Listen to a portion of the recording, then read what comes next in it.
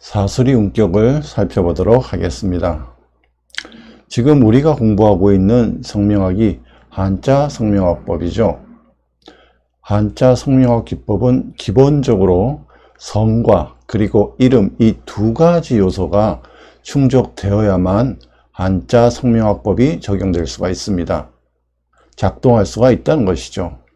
만일 성이 없이 이름만 사용할 경우 한자 장명 기법은 학문으로 작용할 수 없게 되는 것입니다. 그런데 우리나라 사람 모두가 성을 가지게 된 것은 세월이 그리 오래되지 못하였습니다. 한 110년 정도밖에 안 됐습니다.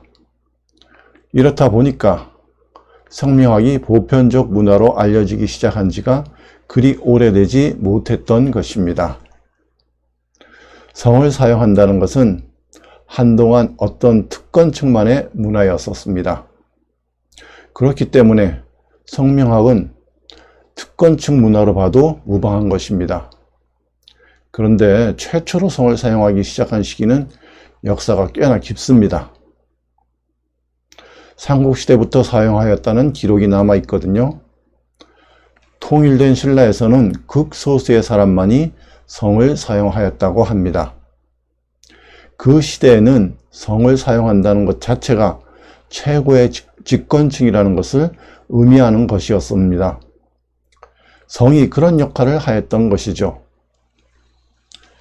이런 문화적 요인이 있기 때문에 고려에서는 왕께서 성이 없는 지방 유지들이나 나라에 공을 세운 사람들에게 직접 성을 하사함으로써 그 사람이나 그 집안의 권위를 인정해 주는 방편으로 사용하기도 하였습니다. 조선 개국 때만 하더라도 성을 사용하는 사람들은 전체 국민의 10% 정도에 불과하였습니다. 백성의 90% 정도는 성이 없이 살았던 것이죠. 조선 말에 와서야 전체 국민의 50% 이상이 성을 사용하게 되었는데 모두가 성을 갖게 된 것은 1900년도 초에 와서야 모든 국민들이 성을 갖게 되었던 것입니다. 우리나라에서는 성을 가지고 있느냐 또는 성을 가지고 있지 않느냐 이런 것이 신분상의 격차를 나타내는 증표로 여겨졌기 때문에 성의 유무만 연구한다 해도 서민들의 애환을 어느 정도는 살펴볼 수 있지 않을까 싶네요.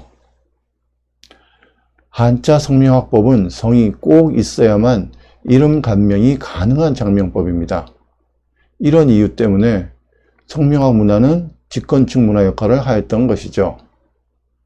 그런데 모두가 성을 갖게 되자 특권층 문화는 보편성 문화로 바뀌게 됩니다.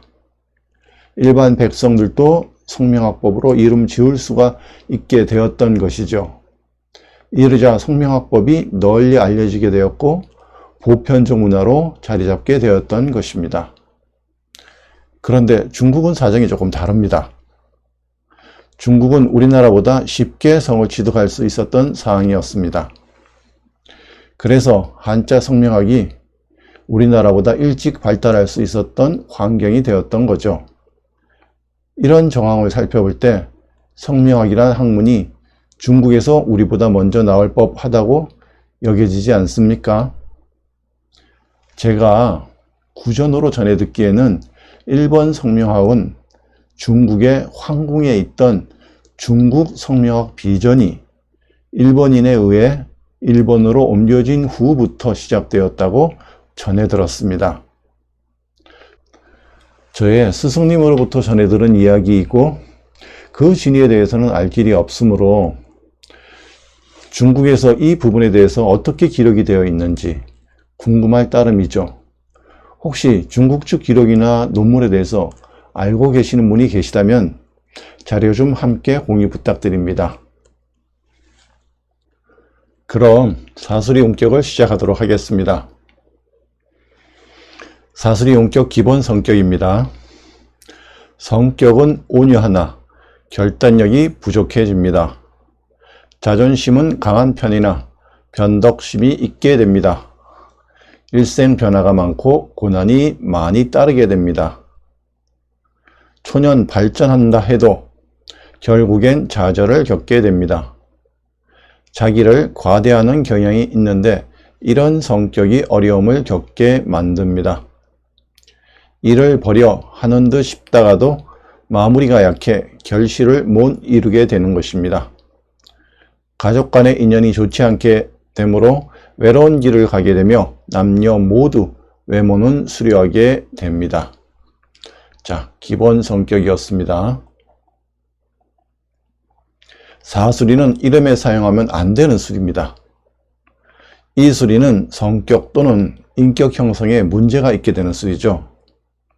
그렇기 때문에 사수리를 쓰는 사람들은 부모의 지도와 도움을 많이 받을 경우 조금 나아지는데, 혹시 보살핌이 취약하게 되면 인격 형성에 불안이 초래가 됩니다. 그렇기 때문에 이 수리를 사용하는 경우 어릴 때부터 신경을 많이 써야 됩니다. 성질이 톡톡 쏘거나 온화지는 않아요. 문제는 끊고 맺는 결단성이 많이 약해서 남자 성향으로 좀 답답합니다. 또 하나, 변덕심이 있는 것이 특징이죠. 가장 문제가 되는 부분이 부모와 배우자와 헤어져 살게 되는 그런 문제가 잘 발생하게 된다는 거죠. 분리를 나타내는 수리라 그렇습니다. 대학 또는 빠르면 고등학교 때부터 부모와 떨어져 생활하고 가족과 인연이 박하게 되는 것이 이 수리의 특징입니다. 그때부터 해서 얼굴 보는 일이 점점 드물어지게 됩니다. 가족과 가까워지지 않고 멀어지게 되죠. 공동체에서 떨어져 나가는 것을 동양에서는 좋은 징조로 보지 않았습니다. 그래서 분리의 수리를 흉수로 보는 것이죠. 또한 직장운이 많이 약한 수리입니다. 직장도 작은 공동체죠. 역시 여기서도 서서히 분리되기 시작합니다. 그래서 사회로부터 소외되는 운격이라 부르는 것입니다. 직장 생활이 잘 안 되면 어떻겠습니까? 결국 자기 사업을 계획하겠죠. 그런데 성격이 꾸준하지 못하여 이 또한 성공이 쉽지 않습니다. 성실성이 조금 결여되어 있기 때문에 성공이 쉽지 않은 것이죠. 자기 사업이라는 것이 어떤 면에서는 직장보다 훨씬 어렵거든요. 끈기와 결단성이 요구되는 것이 사업인데, 이런 성향과 멀어지게 되니 사업에 적합한 수리라고 보지 않는 것이죠. 사수리는 하는 일에 중단수가 많이 발생하는데, 그 이유가 외부 요인보다는 자기 성격에 기인하기 때문에 더 문제인 것입니다. 내면의 문제이기 때문에 성공이 더 어려운 것이죠. 주위에서 보면 일이 잘 안 풀리는 사람들이 있죠.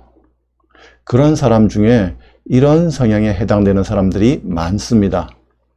그런 케이스에 해당되는 사람이라고 보면 될 것 같습니다. 그런데 사주상 운이 좋을 경우 일시적 성공할 수는 있어요. 성공한다 해도 이런 수리들은 반드시 사업에 실패를 겪게 됩니다.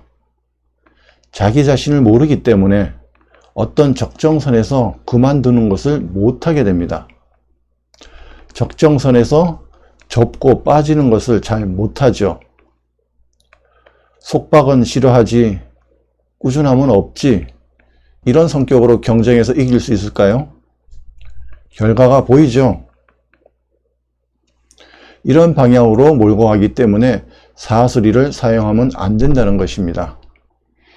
또 다른 문제는 이성에 관심을 많이 가지게 되는 성향으로 사람이 바뀐다는 것입니다.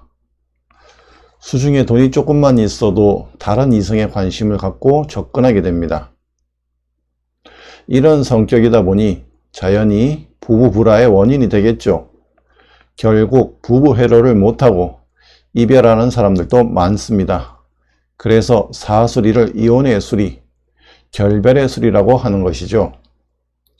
이렇게 보면 이 사람 성격 자체가 팔자를 꼬이게 하고 있죠. 이름 공부를 하시면서 성격이 팔자다라는 이런 소리를 앞으로 많이 들으시게 될 것입니다. 사람의 행위가 밖으로 드러나면 현실이라고 말하죠. 성격 구성이 이렇다 보니 긍정적인 현실이 되기가 어려운 것입니다. 그런데 인물이 좋아지는 것은 장점입니다. 그렇지만 좋은 것보다 나쁜 요소들이 훨씬 많기 때문에 결코 사용해서는 안 되는 술입니다. 이렇게 사수리는 긍정적 요소보다는 부정적 요소가 많기 때문에 회피하는 술입니다. 지금까지 들어보시니 사수리는 사용하면 안 되겠죠. 공부를 하시면 이렇게 좋고 나쁨을 스스로 아시게 되는 것이죠. 사수리는 여기까지 하도록 하고 그럼 오수리에서 뵙도록 하겠습니다. 수고 많으셨습니다.